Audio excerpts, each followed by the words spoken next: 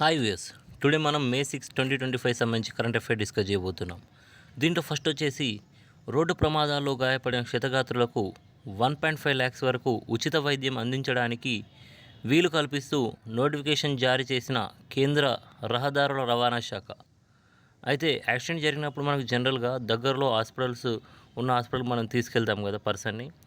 ఆ పర్సన్ దగ్గర డబ్బులు ఉన్నా లేకున్నా 1.5 lakhs వరకు ఉచిత వైద్యం అందించడానికి ఈ నోటిఫికేషన్ వీలు కల్పిస్తుంది. యాక్సిడెంట్ జరిగిన 1 అవర్ని గోల్డెన్ అవర్ అంటారు. ఆ గోల్డెన్ అవర్లో పర్సన్ని హాస్పిటల్కి చేర్చితే ఆ పర్సన్ బతికే అవకాశాలు ఎక్కువ ఉంటాయి వైద్యం అందించినప్పుడు. అయితే ఈ పథకం మనకి మే 5 2025 నుంచి వెళ్ళి అమల్లోకి వస్తుంది. ప్రమాదం జరిగిన నాటి నుంచి 7 days వరకు ఈ వైద్య సేవలు ఉపయోగించుకోవచ్చు. ఈ పథకం పేరు వచ్చేసి cashless treatment of road accidents victims scheme 2025గా దీనికి పేరు పెట్టారు. నెక్స్ట్ చూసుకుంటే మనకి రాష్ట్రంలో 14 to 18 years లోపు వయసున్న బాలికల్లో పోషకాహార లోపాన్ని అధిగమించేందుకు అదనపు పౌష్టికాహార పథకాన్ని అందించాలని ప్రభుత్వం నిర్ణయించింది. మిషన్ సంక్షమ్ అంగన్వాడీ పోషణ్ పథకంలో భాగంగా ప్రస్తుత ఆర్థిక సంవత్సరంలో పైలట్ ప్రాజెక్టు ప్రాతిపదికన 3 జిల్లాల్లో ఈ పథకాన్ని శిశు సంక్షేమ శాఖ వాళ్ళు ప్రారంభించారు. అయితే పైలట్ ప్రాజెక్టు కింద ఆసిఫాబాద్, జయశంకర్ భూపాలపల్లి, భద్రాద్రి కొత్తగూడెం జిల్లాల్లో ఈ పథకాన్ని ప్రారంభించనున్నారు. ఈ అదనపు పౌష్టికాహారాన్ని పథకాన్ని మనము ఇంగ్లీష్లో అయితే సబ్సిడరీ న్యూట్రిషన్ ప్రోగ్రామ్ అంటారనమాట. నెక్స్ట్ చూసుకుంటే మనకి రాష్ట్ర ప్రధాన సమాచార కమిషనర్గా నియమితులైన జి చంద్రశేఖర్ రెడ్డి గారు. ఈయన 3 years ఈ పదవిలో ఉంటారు. ఈయన ఆదిలాబాద్ జిల్లా ఇచ్చోడ మండలం బోరేగావ్కి చెందిన వారినే.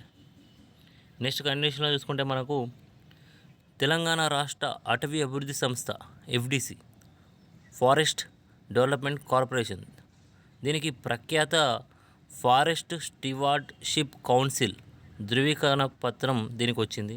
అంటే దీనికి సర్టిఫికేషన్ వచ్చిందన్నమాట.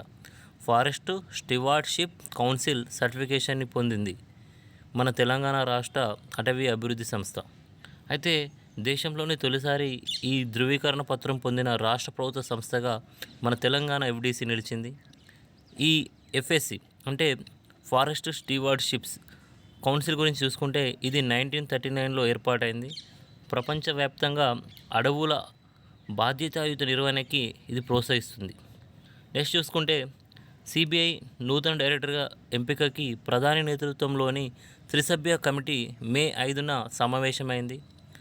ప్రధాని, లోక్సభ ప్రతిపక్ష నేత, భారత ప్రధాన న్యాయమూర్తి నేతృత్వంలో ఈ త్రిసభ్య కమిటీ CBI డైరెక్టర్ని ఎంపిక చేస్తుంది. అయితే CBI డైరెక్టర్ని ఎంపిక చేయాలంటే ప్రధాని, లోక్సభలో ప్రతిపక్ష నేత, భారత ప్రధాన న్యాయమూర్తి నేతృత్వంలోని కమిటీ నియమిస్తుందన్నమాట CBIని. జమ్మూ కాశ్మీర్లోని రియాసీ జిల్లాలో చినాబ్ నదిపై సలాల్ డ్యామ్ నిర్మించారు అప్పట్లో. అయితే ఇది ఎందుకు వార్తల్లో ఉందంటే దీని నుంచి వాటర్ పాకిస్తాన్కి వెళ్తుంది.